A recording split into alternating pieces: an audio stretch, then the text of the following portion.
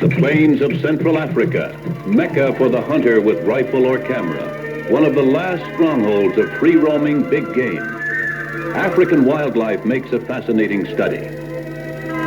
Strange companions are the delicate egrets and ponderous hippopotami, but the strange is the commonplace in Africa, as witness the zebra and 4-ton bathing beauties.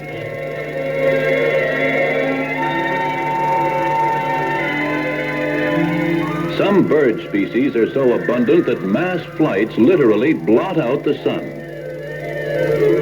Clumsy on land, the hippo moves gracefully in the water, even if he does stumble sometimes. 10 to 12 feet of slashing fury when aroused, the crocodile rules his river kingdom.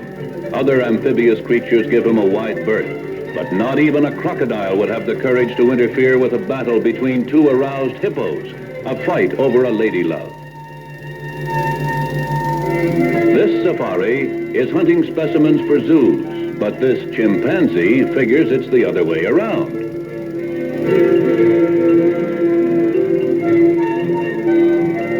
Apparently abandoned by its parents, the chimp quickly adopts the hunter as foster mother and father.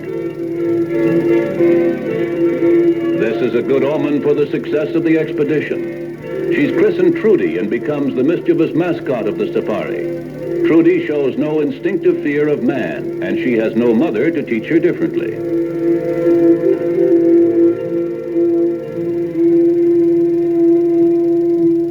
In Africa, the inflexible law of the survival of the fittest rules the fate of every animal.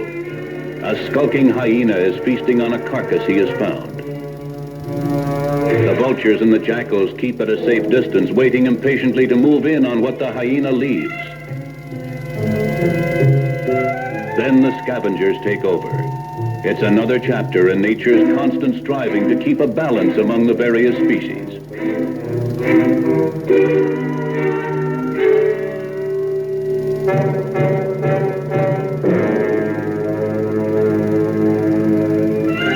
A jackpot for animal collectors, a pair of leopard cubs. They appear to be fine, healthy specimens, young enough to be adaptable to zoo environment, yet old enough to wobble along on their own 4 legs.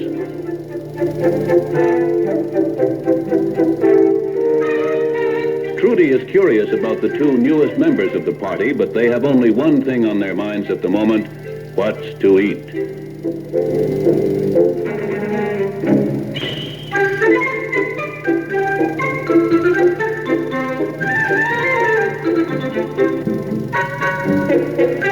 Cubs make themselves right at home and find they have few problems to wrestle with.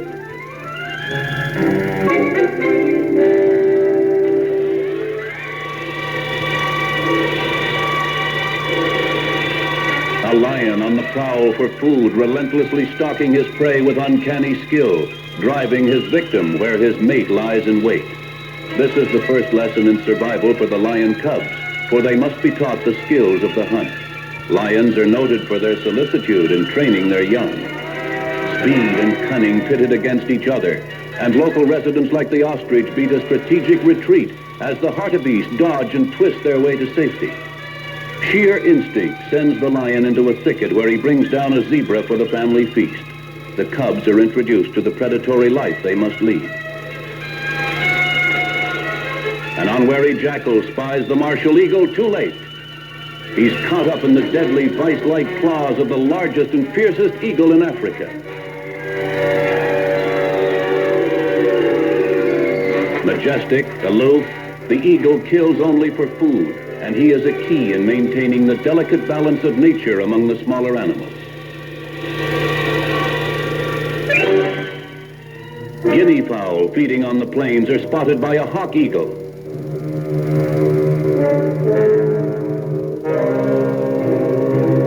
Then comes the kill with speed that is sometimes faster than the human eye can follow.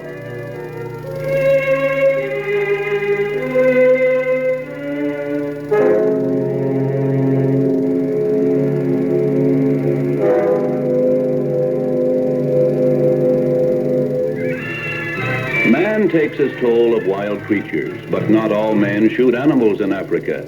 Some capture them alive for zoos. Native beaters can study a sign here, a clue there, and with unerring skill lead the hunter to his quarry.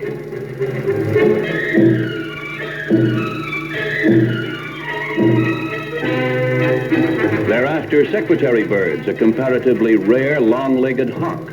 The secretary birds have strong legs but weak wings. When they panic during the chase, dashing around in circles, the natives keep after them until they collapse from exhaustion.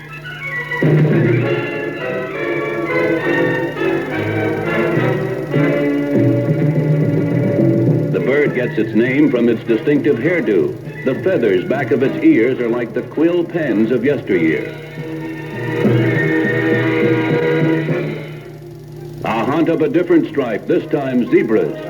He's speedy, and an African version of the American cowboy rides the truck fender with a noosed pole.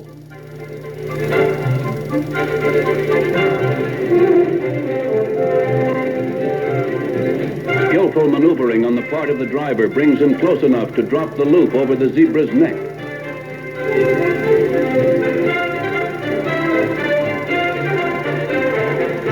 Native techniques call for one man to grab the zebra by the lip to prevent him from biting, for the zebra fights viciously with its teeth.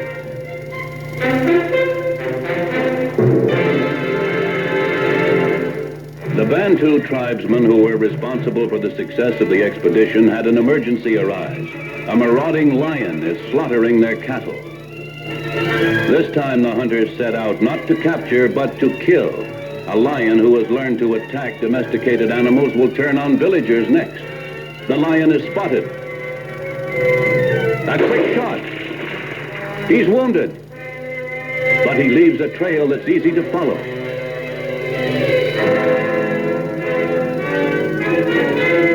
The bearers take to the trees as the beast, enraged with pain, charges. The first two shots miss. His third hits home. A 450-pound menace destroyed. Climaxes this safari into the heart of the African game country.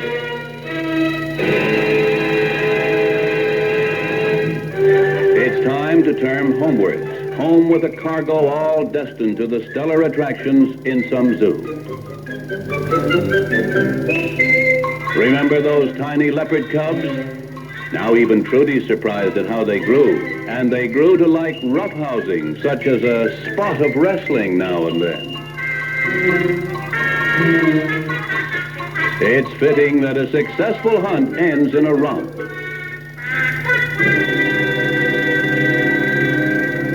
Africa, and this intimate glimpse into the ageless struggle of nature's creatures to survive.